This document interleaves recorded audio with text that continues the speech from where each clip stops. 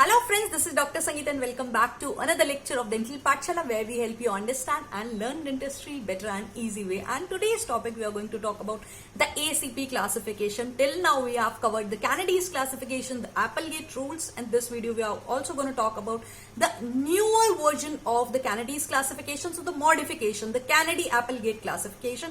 So without further ado, let's get started.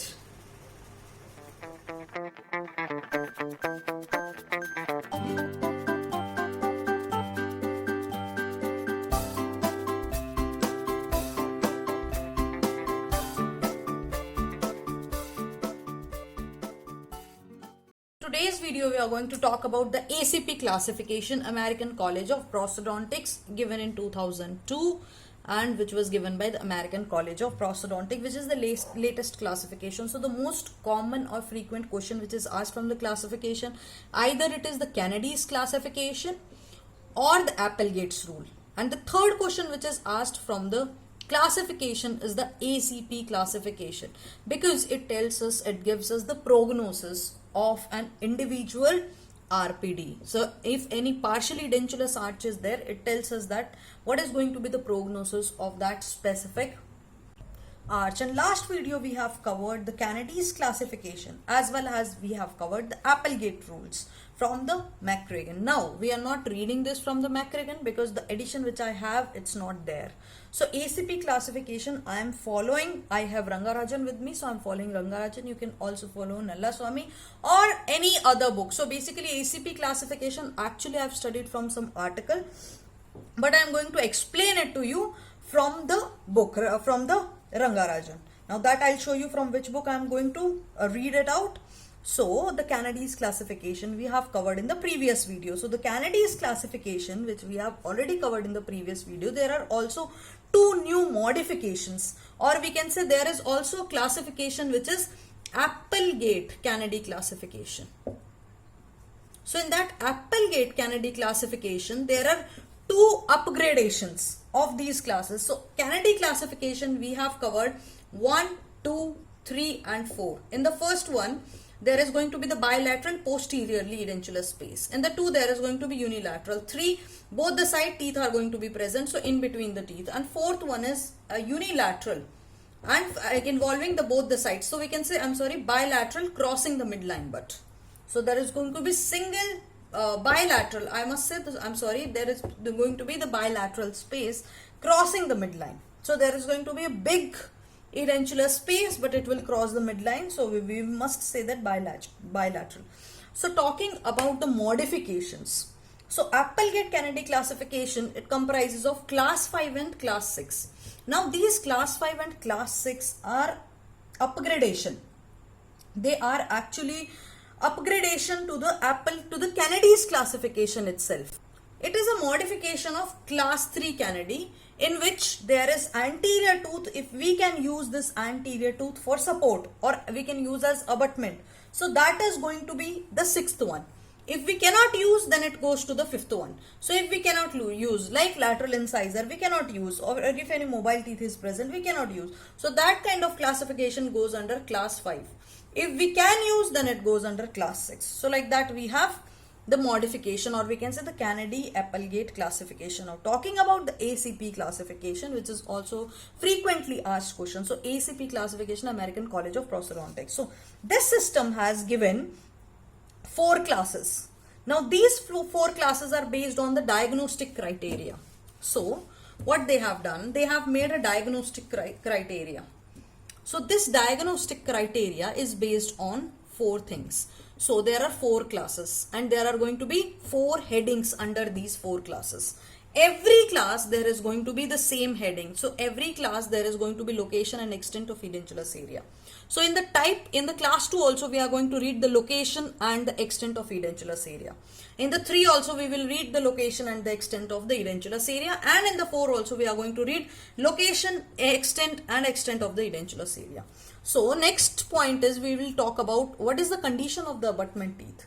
If it is ideally, then what is the condition of abutment? C. If it is ideal, that means the abutment tooth is going to be healthy. The tooth from which we are taking support in the RPD is the abutment tooth, right? Always. So the tooth which we are taking support is the abutment teeth. So we are going to check for the moderate, for substantial and for severely compromised, and we know that abutment teeth won't be good for severely compromised. As the name suggests, ideally means this is going to be ideal, it is going to be perfect. So this is a perfect classification to deliver a removable partial denture. But severely compromised, that means the patient condition, oral condition is very severely compromised and it is very difficult, very challenging to deliver a removable partial denture in case of severely compromised. Then comes the occlusion.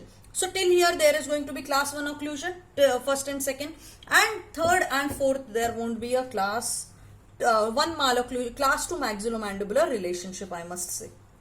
Next we will talk about the residual ridge. So the span of edentulous, actually if it is a long span edentulous, that means there is going to be the resorption of the bone. So that also we will talk about. So in the case of severely compromised, we will see that there is going to be the severe resorption, right? So according to that, we are going to classify class 1, class 2, class 3, class 4. So one is when there is ideal condition for RPD. So in that, the location and extent of edentulous area will be small. The condition of abutment teeth is going to be good. Occlusion is going to be pretty okay, class 1. And residual ridge, that means we will have good quality of bone, good height of bone will be present. So like that, we are going to talk about each and every group. So let's just go through from the book. Right. So this is the Rangarajan I have, and this is the second edition. So we will be taking reference. I'll be just explaining you for the case of, for the purpose of diagrams. Extra things I'm going to tell you separately from some articles that you will get on internet. See, you can get each and every article on internet. So take the help from internet. Don't just tell ma'am give article, give this and that. Of course, I'll be giving notes to you guys. So talking about ACP classification, right? So the first classification, first class is our ideally or minimally compromised. So when the patient is ideally or minimally compromised, that means the patient is going to be ideal. So the first thing which we are going to look is the location and the extent of the edentulous area. So if we talk about, then only one arch will be affected. Either it is going to be in the maxilla or it is going to be in the mandible for ideal, for class 1. Okay. And then anterior, see, we are going to see a couple of things. First of all, if maxillary anterior region we are talking, then there will be less than 2 tooth will be missing. If we are talking about mandibular anterior, that means less than 4 teeth. Okay, maxillary anterior less than 2, mandibular anterior less than 4 teeth will be missing. And if we are talking about pro-posterior, then that means 2 premolar will be missing either, or 1 premolar or 1 molar will be missing. But the arch is going to be single in case of class 1. Okay. So this is about the location and the extent of the edentulous area. So first point is the location and the extent. Second point is the condition of the abutment. So what is the condition of abutment? Condition of abutment is good in case of class 1 because it is ideal. There is no need for pre-prosthetic surgery. Coming to type, third one point is the occlusion. So occlusion is going to be, again, no need for prosthetic or pre-prosthetic, and the molar relationship is going to be class 1 molar relationship, or I can say class 1 maxillomandibular relationship. Now coming to the fourth point we have is the residual ridge characteristics. So residual ridge is the amount of bone. Once we take the OPG, once we have the OPG, then means we have maxilla and mandible. So we can check them, we can actually measure the height of the mandible. So we can measure the height, and if it is 21 millimeters, that means we have got the adequate height of the bone, and that is the residual ridge. So that is considered as class 1. Okay. Now what about, there is something known as type A maxilla, which is actually difficult to understand. So let me show you what is type A, B, type A maxilla, type B maxilla, type C and type D. Now I studied from this article only.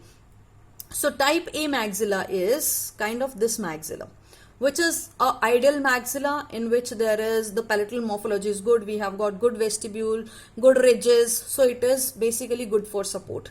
Type 2 maxilla is where is resorption from the posterior. And if you have done a lot of CD cases, then you will realize that actually I have done a lot of this kind of CD cases in which the posterior ridge is resorbed, and because of the posterior ridge resorption, the buccal vestibules on the posterior region are also shallow.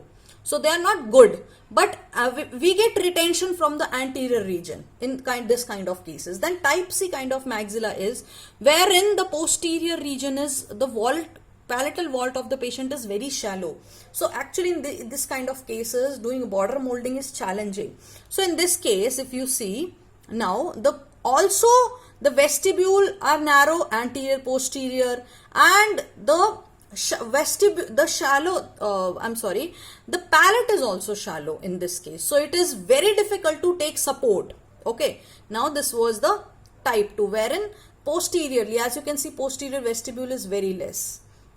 Then coming to type 4. Now type 4 is the severely resorbed, in case flabby tissue is there, severe resorption is there, right? So this is a kind of class 4 where in case of residual ridge resorption, if we see if you can see this flabby tissue which is coming over the ridge. So flabby tissue will be there will be no vestibules also. So this kind of classification falls in the type D type of maxilla. So that is type A kind of maxilla will be seen in class 1. Now let's talk about class 2. So class 2 is our moderately compromised. That means if we talk about the location and extent of the edentulous space, either one or both of the arch will be affected. So if you can see in this case, both the arches are affected, right? So and see, tooth are same for class 1 and class 2. Now if you look at the location and extent of edentulous space in class 2 also, if we are talking about maxillary anterior, then less than 2 or less than 2 teeth will be affected. That means maximum of 2 teeth will be affected, maxillary anterior. Mandibular anterior less than 4, posterior teeth less than 2 premolar, or either it is going to be 1 premolar or 1 molar, but canine is added for class 2. Okay.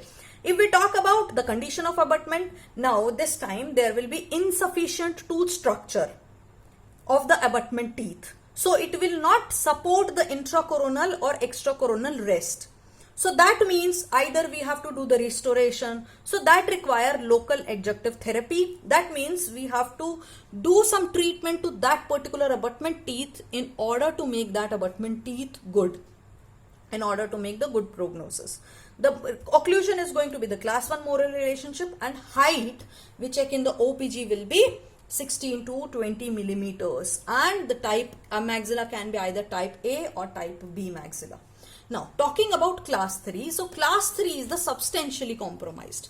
So class 3 is going to be one or both the arch will be affected. So these are the examples for all are the examples for class 3. So one or both the arches will be affected. Now class 3 is when we are talking about posterior teeth, right? 3 or more than 3 posterior teeth. Or if we are talking about molar, then both the molars are going to be missing in this case. Anterior teeth, if we are talking about more than 3 anterior maxillary teeth will be missing. Till now here we were talking about 2 anterior teeth, right? And less than 2 actually, maxillary anterior less than 2, but here less than 3 maxillary anterior teeth will be missing, space will be present in that much area. Now abutment, again abutment won't be in a good condition to support, so we have to do the local adjunctive therapy. Either if it is mobile, we have to do the flap surgery, sometimes we have to do the endo surgery, or maybe any ortho treatment if there is a drifting.